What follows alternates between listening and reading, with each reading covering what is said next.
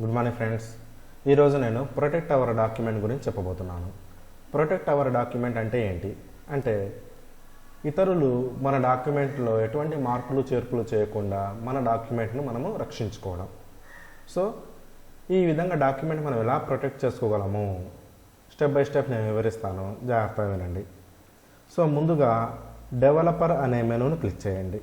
Developer చూడండి, developer ఉంది కదా, ఇక్కడ డెవలపర్ అనే మెనూని క్లిక్ చేస్తే అందులో రిస్ట్రిక్ట్ ఎడిటింగ్ అనే ఒక ఆప్షన్ మనకు కనబడుతుంది.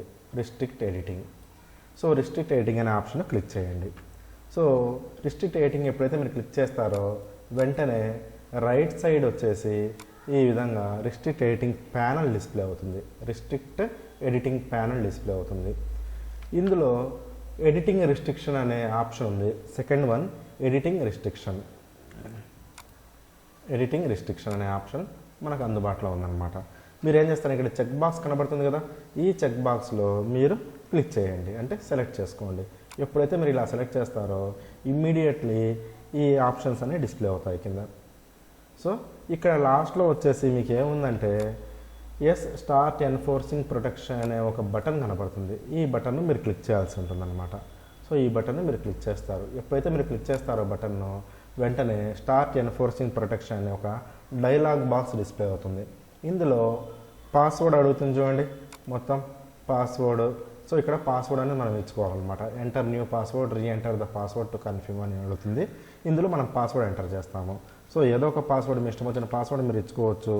So no issues. కాకపోతే పైన ఏమిస్తారో కింద కూడా అదే పాస్వర్డ్ ఇవ్వాలన్నమాట. ఇప్పుడు మీరు ఓకే బటన్పై క్లిక్ చేయాలి. సో ఓకే బటన్పై క్లిక్ చేయగానే ఇప్పుడు మన డాక్యుమెంట్ పూర్తిగా సురక్షితమైంది అని చెప్పుకోవచ్చు. ఎవరు దీన్ని ఎడిట్ చేసుకోలేరు. చూడండి, అట్లీస్ట్ ఎంటర్ కొట్టినా కానీ కర్సర్ అనేది కింద దిగట్లేదు. ఆ తర్వాత ఏదైనా టైప్ చేద్దామన్నా కుదరట్లేదు. ఆ తర్వాత సెలెక్ట్ చేసి దీన్ని డిలీట్ చేద్దామన్నా కానీ జరగట్లేదు. సో ఎటువంటి ప్రభావం అనేది మన డాక్యుమెంట్ మీద చూపించదు అన్నమాట. సో మన డాక్యుమెంట్లో మనం ఎంతవరకు అయితే టైప్ చేసి పెట్టుకుంటామో అంతవరకు మాత్రమే ఉంటుంది. ఆ టైప్ చేసిన టెక్స్ట్ని కానివ్వండి, పిక్చర్స్ కానివ్వండి, ఏ సమాచారమైనా, ఏ ఇన్ఫర్మేషన్ అయినా సరే ఎవ్వరు ఏమీ చెరపలేరు అని చెప్పుకోవచ్చు అనమాట.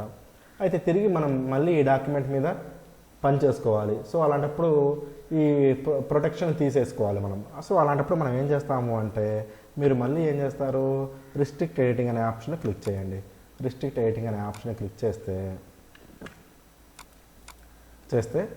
వెంటనే రైట్ సైడ్ వచ్చేసి మళ్ళీ ఈ విధంగా మీకు డిస్ప్లే అవుతుంది. సో కిందికి వచ్చేయండి. అలానే కిందికి వస్తే స్టాప్ ప్రొటెక్షన్ ఒక బటన్ ఉంది చూడండి.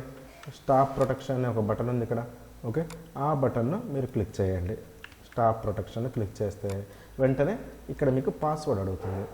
ఈ పాస్వర్డ్ బాక్స్లో అంతకుముందు మీరు ఏ పాస్వర్డ్ అయితే ఎంటర్ చేశారో ఆ పాస్వర్డ్ మీరు ఎంటర్ చేయండి. మళ్ళీ ఎంటర్ చేసి ఓకే బటన్పై క్లిక్ చేయాలి. ఇలా ఎంటర్ చేసి ఓకే బటన్పై క్లిక్ చేయండి.